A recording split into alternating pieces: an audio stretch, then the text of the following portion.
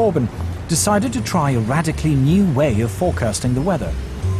Despite the huge resources of the official Met Office, Corbyn's new technique consistently produced more accurate results. He was hailed in the national press as a super weatherman. The secret of his success was the sun. The origin of our solar weather technique of long-range forecasting came originally from study of sunspots and a desire to predict those. And then I realised it was actually much more interesting to use the sun to predict the weather.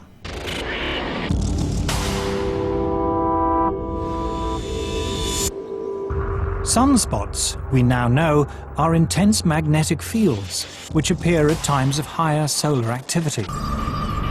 But for many hundreds of years, long before this was properly understood, astronomers around the world used to count the number of sunspots in the belief that more spots heralded warmer weather.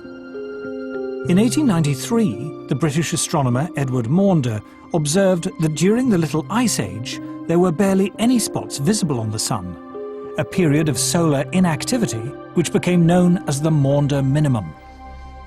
But how reliable are sunspots as an indicator of the weather? Okay, bye. I decided to test it by gambling on the weather through William Hill against what the Met Office said was a normal expectation. And I won money month after month after month after month.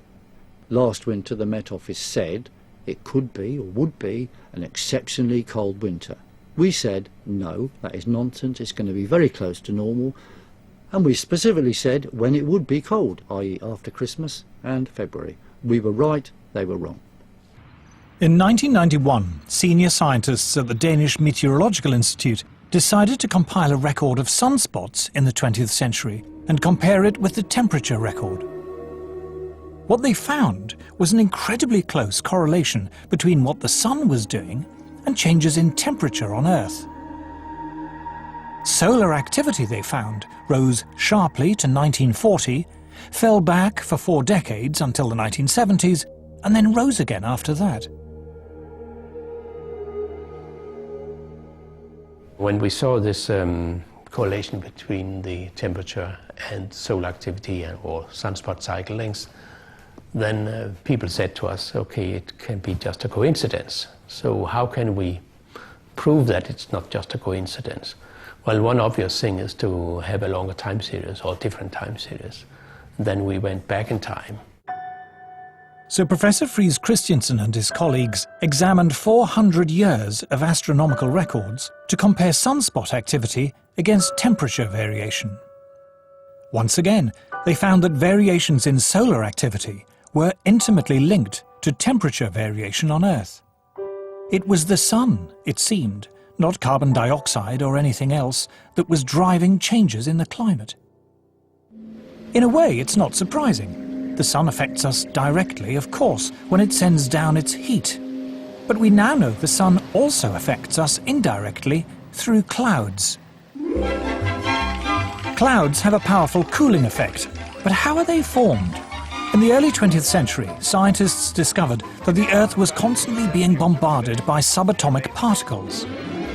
These particles, which they called cosmic rays, originated, it was believed, from exploding supernovae far beyond our solar system.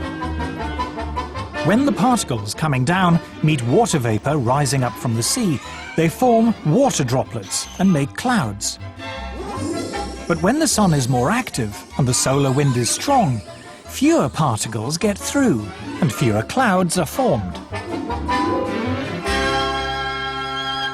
Just how powerful this effect was became clear only recently, when an astrophysicist, Professor Nir Shaviv, decided to compare his own record of cloud-forming cosmic rays with the temperature record created by a geologist, Professor Jan Weitzer, going back 600 million years. What they found was that when cosmic rays went up, the temperature went down. When cosmic rays went down, the temperature went up. Clouds and the Earth's climate were very closely linked. To see how close, you just flip the lines. We just compared the graphs, just put them one upon the other, and it was just amazing. Jan Weitzer looked at me and says, you know, we have very explosive data here. I've never seen such vastly different records coming together so beautifully to show really what was happening over that long period of time. The climate was controlled by the clouds. The clouds were controlled by cosmic rays. And the cosmic rays were controlled by the sun. It all came down to the sun. If you had X-ray eyes, what appears as a nice, friendly yellow ball would appear like a raging tiger.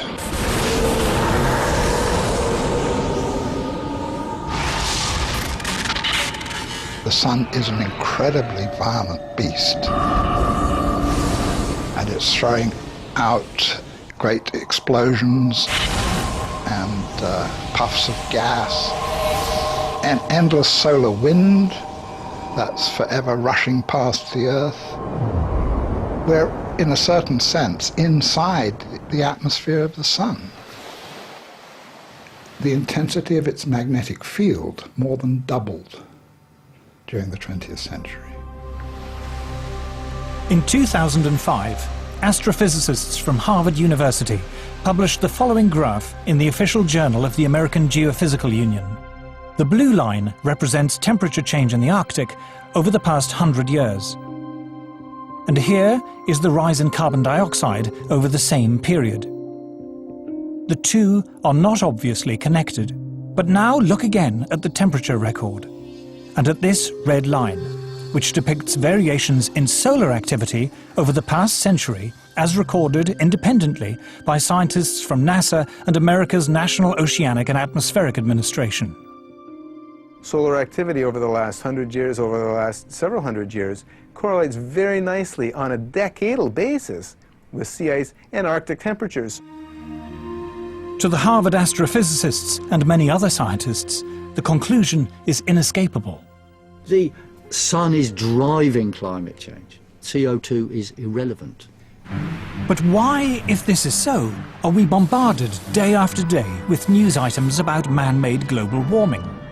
Why do so many people in the media and elsewhere regard it as an undisputed fact? To understand the power of global warming theory, we must tell the story of how it came about.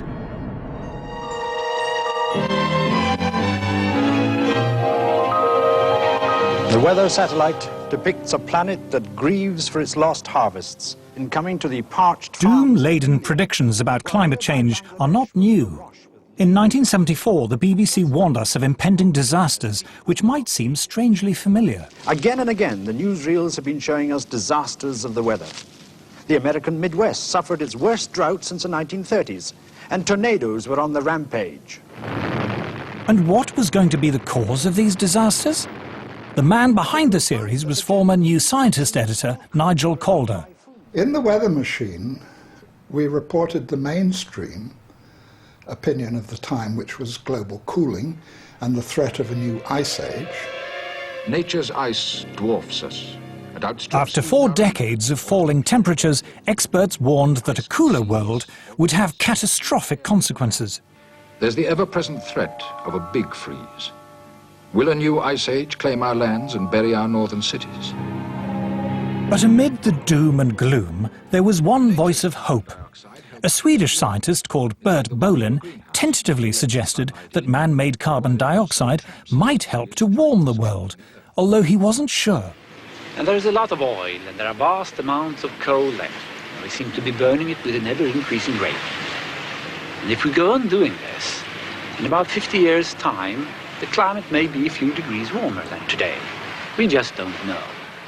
We were also the first to put Bert Bolin of Sweden on international television talking about the dangers of carbon dioxide.